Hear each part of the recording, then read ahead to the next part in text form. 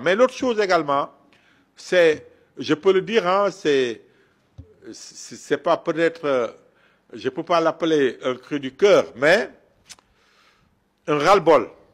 Un ras-le-bol que je peux avoir vis-à-vis de certains voisins également. J'ai entendu, comme il y a beaucoup de fake news aussi à travers les réseaux sociaux, mais quand j'entends quand même une vidéo, et je crois même que c'est une audio, mais vidéo, entre tout simplement de la part du Premier ministre malien, Choguel Maïga, qui a fait une sortie pour donner son impression sur le Sénégal, sur l'alternance au Sénégal.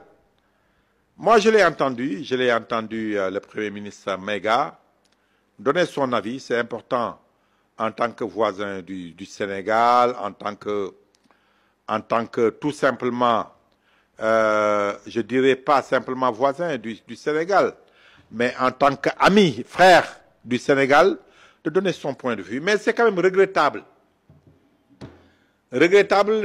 d'entendre une autorité de la sous-région, une autorité amie, qualifier ce qui s'est passé au Sénégal.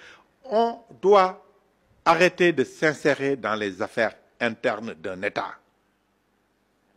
Moi, je n'accepterai jamais une autorité sénégalaise donner son avis de manière très libre dans les médias sur ce qui se passe en Côte d'Ivoire, ce qui se passe au Niger, au Mali. Les Sénégalais, heureusement, ont une culture diplomatique, on peut le dire ainsi, qui les empêche de tenir des propos qui peuvent frustrer, en tout cas de manière publique, un voisin. Et malheureusement, ça n'a pas été le cas du Premier ministre malien. Comment dire tout simplement que ce qui s'est passé au Sénégal, ce n'est pas de la démocratie? Ouais, on dit que... Ouais. Mais non, mais il ne faut pas être jaloux. Il ne faut pas être jaloux. Il faut accepter que le Sénégal dépasse de loin le Mali du point de vue du processus démocratique. Il faut l'accepter. Vous ne pouvez pas comparer ce qui se passe, la situation politique au Mali et la situation politique au Sénégal. Ce n'est pas possible. Il faut l'accepter, se plier à l'évidence, ne pas être jaloux, tout simplement. Parce que dire que ce qui s'est passé au Sénégal, c'est tout simplement le peuple, c'est vrai, le peuple s'est levé, mais dans des circonstances démocratiques, pour élire un président de la République dans des conditions démocratiques avec une élection où le président Diomaye est sorti avec 54% des suffrages exprimés. Ça, il faut le reconnaître.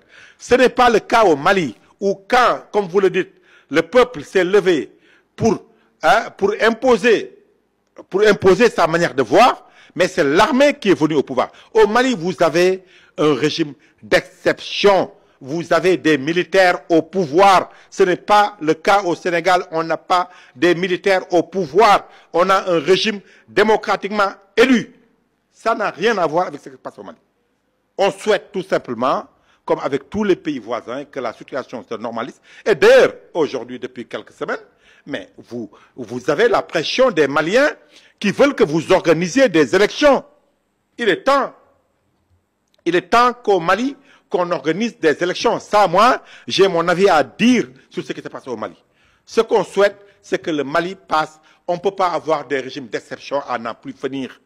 Le président Koïta Assimi, donc, a été au pouvoir. Maintenant, il est temps qu'aujourd'hui, qu'on a... Pourquoi vous refusez d'organiser les élections?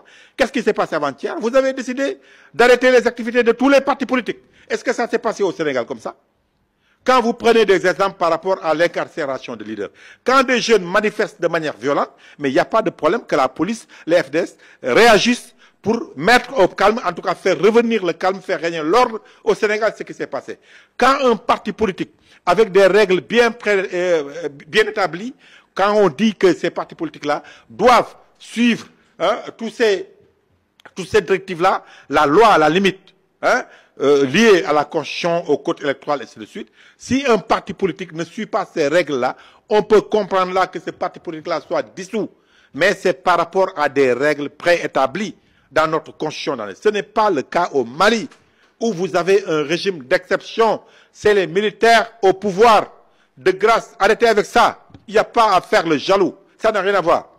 Le Sénégal est en train d'avancer du point de vue démocratique. Il y a plein de choses qui restent. On va continuer à se battre pour que la démocratie règne au Sénégal. Mais de grâce, arrêtez. Vous avez beaucoup plus à faire au Mali, à Bamako. Vous n'avez plus d'électricité et le Niger vous a aidé avec 150 millions de litres de carburant à des prix préférentiels, certes. Mais ça, on en a envie de voir avec ces collaborations entre pays voisins. Mais de grâce, ne comparez pas le Mali au Sénégal. C'est pas pareil.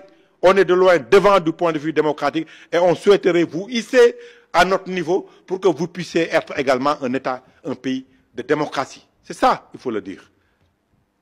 D'ailleurs, quand j'ai entendu le Premier ministre tchadien, voilà, le Premier ministre tchadien n'a pas votre même avis sur ces massages, je crois. Quand je l'ai entendu, lui, il dit qu'il a amnistié, il a pris la décision. C'est un opposant qui a été choisi comme Premier ministre. Il dit qu'on a fait revenir le calme au Tchad parce qu'on a amnistié des personnes. Comme ce qui s'est passé au Sénégal. Et lui, il dit qu'il interprète l'alternance au Sénégal comme un retour au calme initié par le président Macky Sall qui a amnistié des leaders politiques qui ont pu participer à l'élection présidentielle et qui ont pu gagner. C'est aussi simple que ça. Donc, il faut réécouter votre homologue tchadien qui n'a pas la même posture que vous. Et je crois que c'est la posture sage de votre collègue homologue tchadien qui est vraiment la meilleure posture. Il faut éviter d'entrer dans le Sénégal et le Mali, c'est mais il n'y a pas à être jaloux. Il n'y a pas à être jaloux. Le Sénégal avance du point de vue démocratique. On souhaiterait que le Mali soit dans cette même posture.